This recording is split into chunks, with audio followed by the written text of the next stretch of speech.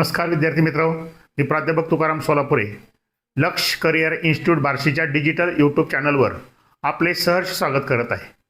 मित्रांनो, नुकतेच JEE main MST CETच्या दोन्ही सेशनचे निकाल लागलेले आहेत. आता कॅप राऊंडची प्रोसेस सुरू झालेली आहे आणि अशा वेळेस आपण स्वप्नातील कॉलेज व स्वप्नातील फॅकल्टी याची स्वप्न रंगवत असतो. परंतु कधीकधी रंगवलेली स्वप्न ही आपल्या काही चुकामुळं ती पूर्णतः जाऊ शकत नाहीत. त्यासाठी काही अनुभवानं सिद्ध झालेल्या ज्या काही चुका आहेत त्या टाळण्यासाठीचा हा मी व्हिडिओ बनवलेला आहे. मित्रांनो, गेल्या वर्षी एका कार्यक्रमात एक नातेवाईक भेटले होते. त्यांच्या मुलींना 92% मार्क होते आणि 92% मार्क असताना देखील त्यांचा अपेक्षा होती की सांगलीच्या वालचंद कॉलेजला ॲडमिशन मिळावं, परंतु त्या ठिकाणी त्यांना ॲडमिशन मिळालं नाही. ते मला सहज बोलत बोलत म्हटले, सर 92% मार्क असतानाही सांगलीच्या वालचंद कॉलेजला अमक्या अमक्या फॅकल्टीला आपल्या दिदीचा नंबर लागला नाही. मी म्हटलं, कसं काय लागला नाही? इतके सुंदर मार्क आहेत तरी पण का नंबर लागला नाही? तर ते म्हटले, नाही लागला त्याला काय करावं? मी म्हटलं, तुमच्या मुलीचे प्रेफरन्स फॉर्म दाखवा. म्हटलं, प्रेफरन्स फॉर्म बघितल्यानंतर त्या मुलींना फक्त 10 ते 12 कॉलेजलाच प्रेफरन्स दिला होता आणि त्यात महत्त्वाचं म्हणजे सांगलीचं वालचंद कॉलेज दिलेलं नव्हतं.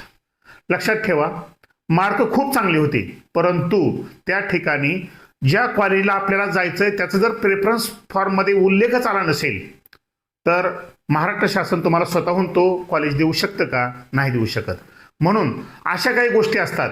मार्क चांगली पडूनही तुम्ही जर प्रेफरन्स व्यवस्थित नाही दिला तर तुम्हाला ते स्वप्नातील कॉलेज मिळू शकत नाही. मग तेही महत्त्वाचं आहे. आता मागच्या 2 सेशनचे MST CETचे निकाल लागले आणि त्यामध्ये पाहिले आपण अनेक विद्यार्थ्यांना खूप चांगले मार्क पडलेले आहेत. तरीही एका पालकांची भेट झाल्यानंतर त्यांनी मला म्हटले, सर कोणत्या फॅकल्टीला ॲडमिशन घ्यावं? मी म्हणलं, मार्क किती आहेत? ते म्हणले 89% त्या ठिकाणी काय आलेलं आहे, पर्सेंटाईल आलेलं आहे. मग अशा वेळेस मी म्हटलं, चांगल्या चांगल्या कॉलेजला व्यवस्थितपणे प्रेफरन्स आणि फॅकल्टीची नावं द्या. तर ते म्हणले, नाही म्हटले 15चे 15 कॉलेजला त्या ठिकाणी आम्ही प्रेफरन्स देणार आहे. म्हणजे तुम्हाला 15 कॉलेजला प्रेफरन्स सांगितलं कोणी? तर नाही म्हणले, ज्या ठिकाणी त्या मुलगी शिकली होती तिथल्या शिक्षकांनी सांगितलं होतं. लक्षात ठेवा, फॉर्म भरत असताना, प्रेफरन्स फॉर्म भरत असताना स्वतःची जबाबदारी स्वतः घेणं खूप गरजेचं आहे. मग आता अशा करणं काय करणं गरजेचं आहे? तर अशा वेळेस लक्षात ठेवा, पहिलं महत्त्वाचं म्हणजे काय असेल तर तुम्हाला या परीक्षेमध्ये किती मार्क पडलेले आहेत, किती पर्सेंटाईल पडलेले आहेत, हा मुद्दा या ठिकाणी गौण आहे. सगळ्यात महत्त्वाचं काय करावं लागेल तुम्हाला?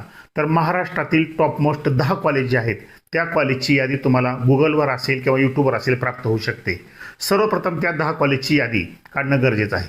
त्यानंतर आपल्याला किती पर्सेंटाईल पडलेले आहेत त्यानुसार आपला कुठं नंबर लागला जाऊ शकतो. अशा वेळेस सुरुवातीच्या 10 कॉलेजमध्ये असेल तर ठीक आहे, नसेल तर नंतरच्या एक 10 कॉलेजची अशी यादी काढा की जिथं आपल्याला कॉलेजचं नाव आणि फॅकल्टी त्या ठिकाणी आपण फॉर्म भरल्यानंतर आपल्याला कॉलेज ते मिळू शकतं. म्हणजे मागच्या काही आपल्याला कॉलेजच्या लिस्टमधील आपल्या मार्कानुसार कोणकोणत्या कॉलेज नंबर लागला जाऊ शकतो हे पाहावं लागेल. त्यानंतर तिसरं महत्त्वाचं की समजा पहिली 10 कॉलेज आहेत, दुसऱ्या 10 कॉलेजमध्ये आपल्याला नंबर नाही लागला तर अशी पुन्हा काही 21-25 कॉलेज आपल्याला शोधून काढावी लागतील, चांगल्या ज्या ठिकाणी प्लेसमेंट चांगलं आहे अशा ठिकाणची, की तिथं आपला नंबर लागला जाऊ शकेल.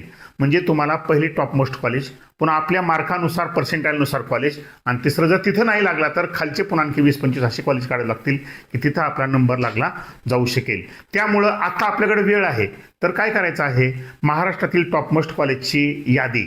सगळ्यात महत्त्वाचं म्हणजे काय असतंय, उदाहरणार्थ COP पुणे असेल, सांगलीचं वालचंद असेल, त्याचबरोबर PICT असेल, विजय असेल, अशी जे काही कॉलेज टॉपमोस्ट आहेत त्यांची यादी काढल्यानंतर लक्षात ठेवा त्यांचे जे काही कोड क्रमांक आहे त्याला खूप महत्त्वाचं स्थान आहे.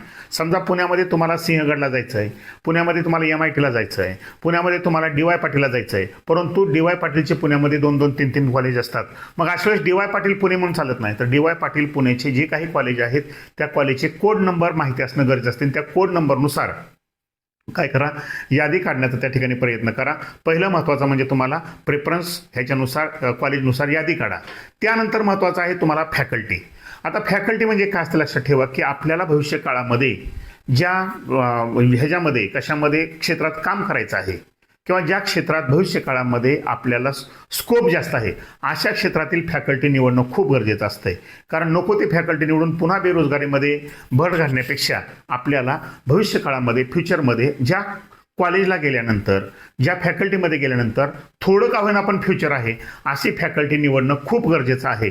तर त्यानुसार लक्षात ठेवा की पहिलं महत्त्वाचं म्हणजे प्रेफरन्स फॉर्माचं कॉलेज आणि दुसरं महत्त्वाचं म्हणजे त्या कॉलेजला उपलब्ध असणारी फॅकल्टी आणि त्या कॉलेजला तुम्ही दिलेला फॅकल्टीचा क्रमांक तो खूप महत्त्वाचा राहत असतो. जर तुम्ही एखादं चांगलं कॉलेज निवडले परंतु त्या ठिकाणी जर आपला त्या फॅकल्टीला नंबर लागत नसेल तर त्याच कॉलेजच्या दुसऱ्या फॅकल्टीला नंबर लागला जाऊ शकतो का? कारण जर तुम्हाला टॉपर्स कॉलेज पाहिजे असेल तर थोडं फॅकल्टीमध्ये ॲडजस्ट केली तरी चालते. कारण का कॉलेजला लक्षात ठेवा कॉलेजचं नाव जे असतं ते खूप महत्त्वाचं असतं. इथून पुढे लक्षात ठेवा आपल्याला पुढचे 4 वर्ष कोणत्या फॅकल्टीमध्ये काढायचे आहेत आणि कोणत्या कॉलेजमध्ये काढायचे आहेत त्याचं सिम्बॉल फार महत्त्वाचं असतं. त्यासाठी काय करायचं आहे आपल्याला फ्युचरचा विचार करून, कारण ते दोन म्हणजे कॉलेज आणि फॅकल्टी याचा शिक्का आपल्याला आयुष्यभर मिळणार आहे. त्यामुळं फॅकल्टी आणि कॉलेज ह्या दोन्हीचं मिश्रण म्हणजे आपले भविष्यकाळातील पदवी असणार आहे. त्यासाठी योग्य कॉलेज आणि योग्य फॅकल्टी भविष्यकाळाचा विचार करून त्या ठिकाणी निवडणं खूप गरजेचं आहे. आता तुमच्याकडे वेळ आहे तर बसल्या बसल्या मोबाईलमध्ये इतर काही गोष्टी करण्यापेक्षा जर प्रत्येक कॉलेज जे आहे त्या कॉलेजचा कोड नंबर आणि फॅकल्टी आणि योग्य प्रेफरन्स, कारण योग्य जर प्रेफरन्स तुम्ही नाही दिले तर त्या ठिकाणी तुम्हाला जास्त मार्क असताना सुद्धा कॉलेज मिळू शकणार नाही. आणि समजा मार्क कमी आहेत पण फॅकल्टी आणि कॉलेज जर तुम्ही व्यवस्थितपणे प्रेफरन्स दिले तर त्या ठिकाणी कमी मार्कावर सुद्धा तुम्हाला अतिशय चांगल्या कॉलेज मिळू शकतं. अशा अनेक उदाहरणं आहेत. कमी मार्काला सुद्धा अनेक विद्यार्थ्यांना खूप चांगले त्या ठिकाणी कॉलेज मिळालेले आहेत. आता हे झाल्यानंतर लक्षात ठेवा कोणतीही पदवी असो किंवा काही असो, लक्षात ठेवा कॉम्प्युटर सायन्स असो किंवा कॉम्प्युटर इंजिनियर असो या ठिकाणी स्किलला फार महत्त्वाचं असतं. समजा TCS कंपनीला यावर्षी 1000 कॅन्डिडेट कॉम्प्युटर सायन्समधले पाहिजे असतील तर त्या ठिकाणी सगळेच कॉम्प्युटर सायन्सचे विद्यार्थी येत असतात. मात्र लक्षात ठेवा की ते कंपनी ज्याच्याकडं आपल्या पदवीशिवाय इतर स्किल डेव्हलप केलेलं आहे अशाच विद्यार्थ्याची निवड करत असते.